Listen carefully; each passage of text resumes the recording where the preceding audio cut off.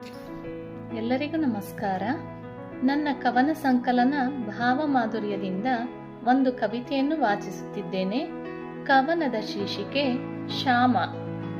ಕಂಡೆ ಎಲ್ಲೆಡೆ ನಿನ್ನನೇ ಓ ಪ್ರಿಯ ಮಾಧವ, ನಿನ್ನಿರುವೆ ಈ ರಾಧೆಗೂ ಸಡಗರ ಸಂಭ್ರಮ ಬಾಯನ್ನ ಕೇಶವ.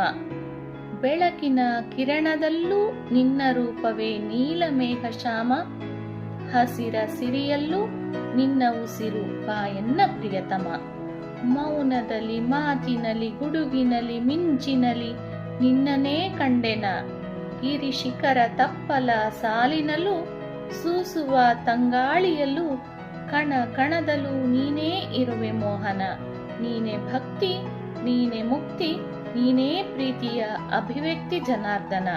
ನೀನೆ ನಾನು, ನಾನೇ ನೀನು, ಅಲ್ಲವೇನು ರಾಧೆ ಎನ್ನುತ್ತ ಬಂದು ಸೇರು ಎನ್ನ ಮಧುಸೂದನ. ಧನ್ಯವಾದ.